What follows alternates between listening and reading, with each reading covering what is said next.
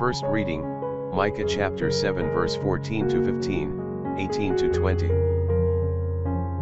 Feed thy people with thy rod, the flock of thy inheritance, them that dwell alone in the forest, in the midst of Carmel, they shall feed in Bazan and Galad according to the days of old.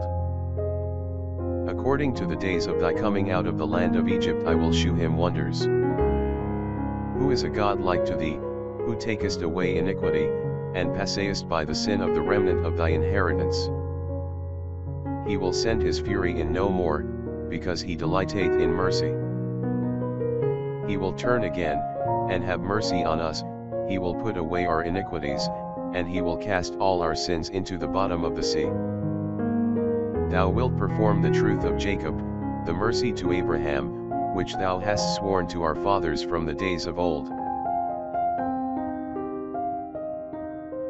Psalms chapter 85 verse 2 to 8.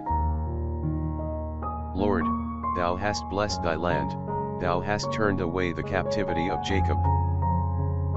Thou hast forgiven the iniquity of thy people, thou hast covered all their sins. Thou hast mitigated all thy anger, thou hast turned away from the wrath of thy indignation. Convert us, O God our Saviour, and turn off thy anger from us. Wilt thou be angry with us forever, or wilt thou extend thy wrath from generation to generation?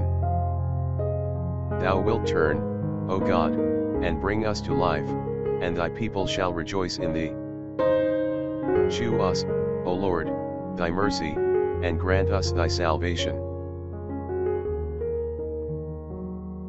Gospel, Matthew chapter 12 verse 46 to 50.